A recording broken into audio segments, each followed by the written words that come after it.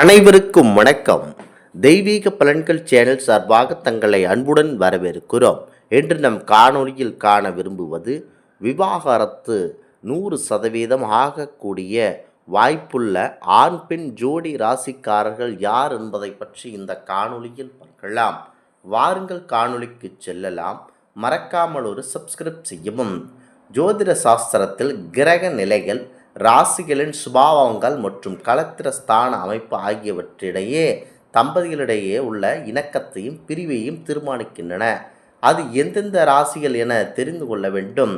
ஜோதிட சாஸ்திரத்தின்படி ஒருவருடைய ஜாதகத்தில், அதாவது திருமணஸ்தானமான 7ஆம் வீடு, அதாவது இது களத்திர ஸ்தானமாகும்.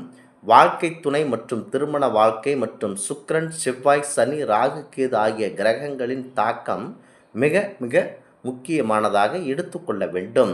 முக்கியமாக செவ்வாய் தோஷம் மற்றும் மோதல்கள் அதிகமாக இருக்கும். சாதகத்தில் 7 அல்லது 8ஆம் வீட்டில் செவ்வாய் அமரும்போது அதிகப்படியான கோபமும், ஈகோ பிரச்சனை, அதிகார பிரச்சனை, முக்கியமாக அதிகார திமிரு தம்பதிக்குள் ஏற்பட்டு மோதல்கள் உருவாகி பிரிவதற்குரிய வாய்ப்பு இருக்கின்றன. அடுத்ததாக ராகு கேது தொடர்பு. களத்திர ஸ்தானத்திற்கு, அதாவது லக்னத்திற்கு 7ஆம் இடத்தில் ராகு அல்லது கேது அமரும்போது புரிதலின்மை, சந்தேக பார்வை மற்றும் திடீர் பிரியும் சூழ்நிலைகள் உருவாகும். இந்த ராகு கேதுக்களால் ஜோதிட ரீதியாக முற்றிலும் மாறுபட்ட சுபாவங்களை கொண்ட சில ராசிகள் இணைந்து திருமணம் செய்யும் போது அகங்கார மோதல்கள் விவாகரத்து வரை செல்லும் சூழல் உருவாகின்றன. அப்படி விவாகரத்து ஆபத்து அதிகமுள்ள குறிப்பிட்ட ராசிகள் இருக்கின்றன. அது எந்த ராசி என முதலில் தெரிந்து கொள்ள வேண்டும். முதலில் மேசம் மற்றும் விருச்சிகம் ராசி இருக்கிறது. அதாவது 2 ராசிகளுமே முக்கியமாக செவ்வாய் பகவானை அதிபதியாக கொண்ட ராசிகள். 2 பேரிடமும் கடும் கோபம் இருக்கும். ஈகோ மற்றும் நான் சொல்வதுதான் சரி என்ற தலைகணம் மேலோங்கி நிற்கும். ஆகவே செவ்வாய் என்றாலே கோபமுக்கவர், சிவந்த கண்களையுடையவர்கள், அதிக கோபம் கொண்டவர்கள். 2ற்கு 2மே அதிகப்படியான கோபம் கொண்ட ராசிகள் எவரும் தாழ்ந்து போகக்கூடியவர்களாக இல்லையாகும்.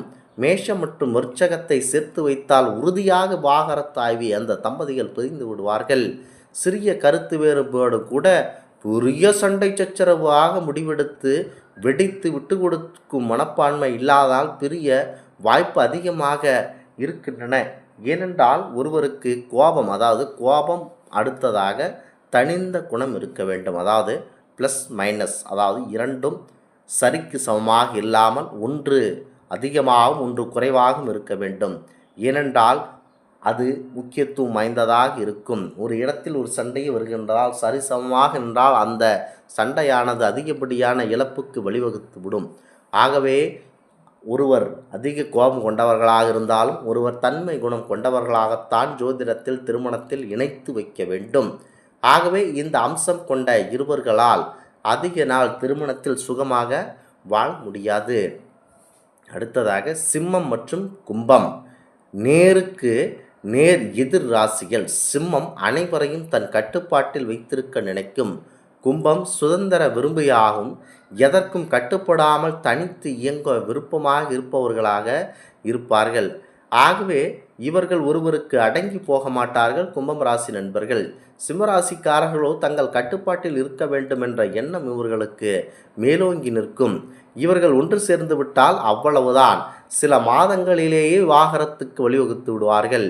இருவரின் லட்சியங்களும் சிந்தனை ஓட்டம் முற்றிலும் வெவ்வேறாக இருப்பதனால் குடும்ப வாழ்க்கையில் அனுசரித்து செல்வதில் பெரும் சிக்கல்களை ஏற்படுத்தி விவாகரத்து வரை செல்லக்கூடிய வாய்ப்பு அதிகப்படியாக இருக்கின்றன. அடுத்ததாக மிதுனம் மற்றும் மீனம். மிதுன ராசிக்காரர்கள் இதரத்தமாகவும் தன் போக்கில் இயங்குபவர்கள். மீன ராசிக்காரர்கள் அதிக உணர்ச்சி வசக்கூடியவர்கள் மற்றும் கற்பனை உலகில் வாழ்பவர்கள். உணர்வு பூர்வமான புரிதல் இல்லாமல் போவதனால் ஒருவரின் செயல்கள் மற்றொருக்கு எரிச்சலை ஏற்படுத்தி இறுதியில் உறவில் விரிசலை உண்டு பண்ணி அவரிடத்தில் மாபெரும் சண்டை சச்சரவை ஏற்படுத்திவிடும். இதற்கு தீர்வுதான் என்ன என்று கூறினால், ஜோதிட சாஸ்திரம் சில இணைப்புகளை எச்சரித்தாலும் ஜாதக பொருத்தம் பார்ப்பது என்பது வெறும் ராசி பொருத்தம் மட்டுமல்ல, மனப்பொருத்தம், தோஷ சாமியம் மற்றும் பாவக பொருத்தம் ஆகியவற்றை சேர்த்து ஆய்வு செய்வது சிறந்ததாகும். முன்பெல்லாம் திருமண பொருத்தத்தில் 32 பொருத்தங்கள் இருந்தன. அந்த பொருத்தங்களை பார்த்தால் ஒரு மனிதனுக்கு ஒரு பெண்ணை நிச்சயமாக திருமணம் செய்து வைக்க முடியாது என்ற சூழல் ஏற்பட்ட காரணமையினால் இன்று 12 பொருத்தங்கள் மட்டுமே உறுதியாக பார்க்கிறார்கள். திருமணத்திற்கு தகுந்த ஜோடி ஆலோசனை பெறுவதும் தம்பதியரிடையே விட்டு கொடுத்து போகும் பண்பை வளர்த்து கொள்வதில் மட்டுமே எத்தகைய கிரக தடைகளையும் தாண்டி மகிழ்ச்சியாக வாழ முடியும். அந்த வகையில் இந்த ராசியில் பிறந்தவர்கள் கண்டிப்பாக இவர்களுக்கு அதிகப்படியான நேருக்கு நேர் பிரச்சனைகள் இருப்பதனால் இவர்களால் உறுதியாக திருமணமாகி சந்தோஷமாக இறுதி காலகட்டம் வரை வாழ முடியாது. இந்த ராசிக்காரர்கள் கிரக நிலைகள், ராசியின் சுபாவங்கள் மற்றும் கலத்திர தான அமைப்பு ஆகியவை தம்பதிகளிடையே உள்ள இணக்கத்தையும் பிரிவையும் தீர்மானிக்கின்றன. அதிகமாக இந்த ராசிக்காரர்களுக்கு சரி வராமலே போய்விடும். அதாவது ஜோதிட சாஸ்திரத்தில் ஒருவரின் ஜாதகத்தில் 7ஆம் வீடு, இதுதான் களத்திர ஸ்தானம். 7 மற்றும் 8ஆம் ஸ்தானங்களை வலுவாக திருமணத்தில் பார்க்க வேண்டும். வாழ்க்கை துணை மற்றும் திருமண வாழ்க்கை மற்றும் சுக்கிரன், செவ்வாய், சனி, ராகு, கேது ஆகிய கிரகங்களின் தாக்கம் மிக முக்கியமாக பார்த்து செயல்படுத்த வேண்டும். எனவே இதனை மனதில் நினைத்து கொண்டு செயல்பட வேண்டும். ஜாதகத்தில் செவ்வாய் அல்லது 8ஆம் வீட்டில் செவ்வாய் அமரும் போது அதிகப்படியான கோபம், சண்டை சச்சரவு, விட்டு கொடுக்காமல் போகக்கூடிய அமைப்பு இருக்கின்றன. ராகு கேதுவின் தொடர்பும் கலத்தரத்தனத்தில் ராகு கேது அல்லது கேது அமரும் போது புரிதலின்மை, சந்தேக பார்வை மற்றும் திடீர் பிரியும் சூழ்நிலைகள் கண்டிப்பாக உருவாகும்.